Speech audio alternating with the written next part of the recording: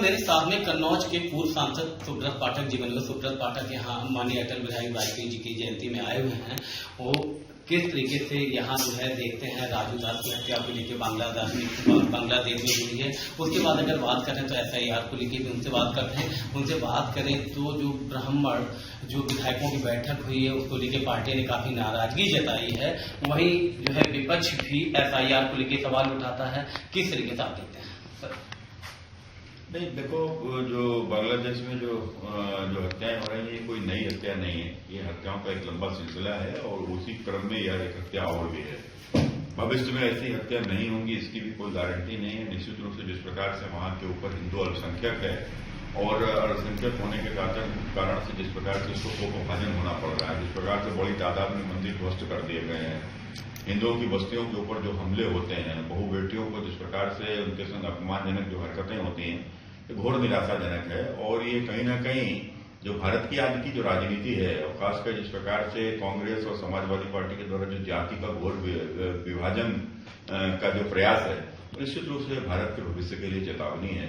और आज जो राजू दास को जो हम लोग जलते हुए देख रहे हैं, पेड़ पर लटकाकर जिंदा उसको जलाया गया, ऐसे हालात हमारी भी संतानों के साथ में हो सकते हैं यदि हम न चेते। तो ये कुल मिलाकर बांग्लादेश की घटना एक गंभीर चेतावनी हिंदुस्तान के लिए है।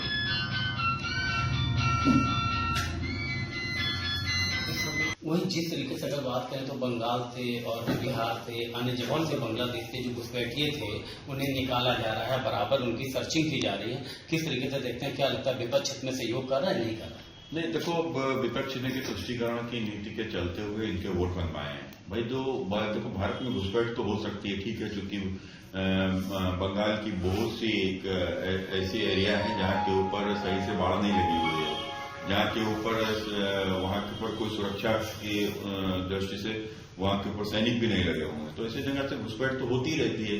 लेकिन विषय ये नहीं, विषय ये कि घुसपैठिया हमारे देश में आया और वो हमारा उसको वोटर कैसे बना, उसको किसने संरक्षण दिया?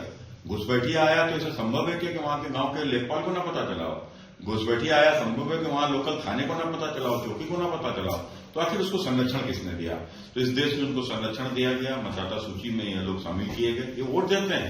मैंने बांग्लादेश का आया हुआ घुसपैठिया भारत में प्रधानमंत्री कौन होगा, मुख्यमंत्री कौन होगा, विधायक कौन होगा, सांसद कौन होगा, तय करते हैं। क्या घुसपैठियों का अधिकार होना चाहिए क्या? तो कुल मिलाकर आज SIR के माध्यम से ये जो भी घुसपैठिए हैं ये सामने आ रहे हैं, और जो घुसपैठिए सामने आ रहे हैं इन्होंने हमारे देश की जनसांख्यिकी को प्रभावित किया है। तो कुल मिलाकर जो भारी तादाद में सन 70 के बाद से जो घुसपैठ हुई है, उस घुसपैठ ने बंगाल में, बिहार में, आसाम में जनसांख्यिकी को बुरी तरीके से प्रभावित किया है। और वहां की घुसपैठ से झारखंड भी आज प्रभावित है और ऐसे कई राज्यों के साथ साथ आज देश भर में भी घुसपैठिया फैल गए हैं। तो कुल मिलाकर इनको चिन्हित करना और इनको मतदाता सूची से इनको डिलीट करना और इनको भारत से इनको निष्कासन करना ही हमारा उद्देश्य है। किस तरीके से प्रभाव पड़ेगा, किन लोगों को ज्यादा? नहीं, देखो, बात प्रभाव किस पर पड़ेगा किस पर नहीं पड़ेगा विषय ये नहीं है। प्रभाव पड़ेगा हमारी मतदाता सूची पर। हमारी मतदाता सूची शुद्ध होगी, भारत के नागरिकों को ही भारत का प्रधानमंत्री, मुख्यमंत्री, सांसद, विधायक चुनने का अधिकार होगा। यही हमारे निर्वाचन आयोग का लक्ष्य है, हमारे देश की सरकार का भी लक्ष्य है। SIR का क्या विपक्ष सहयोग कर रहे हैं? देखो, SIR के विपक्ष केवल सवाल खड़े करता है और बाकी जमीन पे SIR के लिए विपक्ष भी काम करता है। हाँ, इतना जरूर है कि खासकर ये जो क्षेत्र जो देखने को आया, जो कन्नौज से सांसद अखिलेश यादव जी हैं, इनके पास पड़ोस में इटावा और मैनपुरी, जहां से इनकी पत्नी का घर है, इन लोगों ने भारी तादाद में यहाँ से फर्जी मतदाता बनाए, क्योंकि ये वोट के लुटेरे लोग हैं। एक समय था जब बैलेट से वोट पड़ता था तो ये बूथे लूट लिया करते थे। तो आज बूथ लूट नहीं पाते हैं तो ये फर्जी मतदान कराते हैं। तो फर्जी मतदान के लिए फर्जी मतदाता बनवाते हैं, इन्होंने बनवाए हुए हैं। तो कुल मिलाकर अब वो मतदाता चिन्हित हो रहे हैं। तो कहीं गांव में भी वोट बना है, शहर में भी वोट बना है, और उसके बाद इस गांव का उस गांव में भी वोट बना है।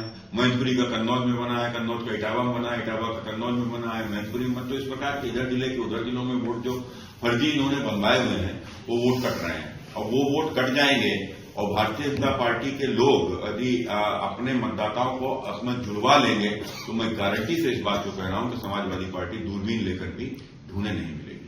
वहीं अगर बात करें तो ब्राह्मण विधायकों की जो अभी बैठक हुई थी, मिल रहे थे, पार्टी ने काफी बड़ी नाराजगी जाहिर की। किस तरीके?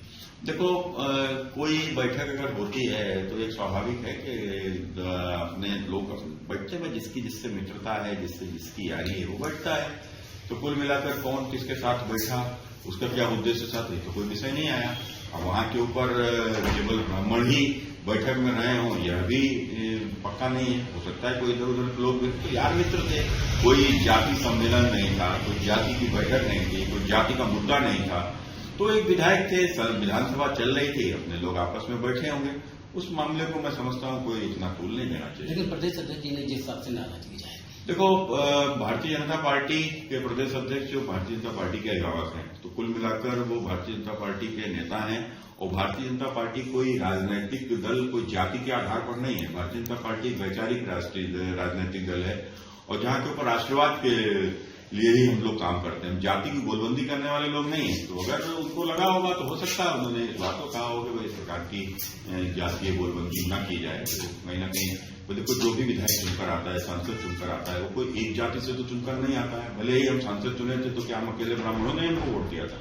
कितनी जातियां ऐसी होती हैं कि जिनका विधायक नहीं चुन पाता है, जिनका सांसद नहीं चुन पाता है, वो भी वोट देते हैं। तो उनके वोट से चुनकर जब व्यक्ति आता है उस प्रकार की जाति गोलबंदी करता है तो निश्चित रूप से उन तमाम जातियों को बुरा लगना भी स्वाभाविक है कि जो अपना विधायक नहीं पहुंचा पा रही है, अपना सांसद नहीं पहुंचा पा रही है। तो मैं समझता हूं कि भारतीय जनता पार्टी की राजनीति करने वाला चाहे कोई भी दल, कोई भी नेता हो, विधायक हो, सांसद हो या छोटा सा कार्यकर्ता हो, उसको जाति गोलबंदी से बचना चाहिए। ये थे मेरे सामने सुब्रत पाठक, जहां अखिलेश यादव के ऊपर सबसे बड़ा सवाल उठता है। उनकी पत्नी जहां से चुनाव जीती उनके ऊपर बड़ा सवाल उठता है। उनका सीधा कहना है कहीं ना कहीं जो वोटिंग होती थी उनके द्वारा फर्जी वोटिंग कराई जाती थी। एसआईआर में सारे वोट कट जाएंगे, भारतीय जनता पार्टी के लोग अपने वोटों को जोड़े। उसके बाद अगर बात करें तो पार्टी में जो ब्राह्मणों की बैठक हुई है उससे गोलबंदी का कोई मामला ऐसा सामने नहीं आया है। अगर जो प्रदेश अध्यक्ष ने नाराजगी जताई है वो जायज है, हो सकता है उनकी नजर में कुछ ऐसा रहा।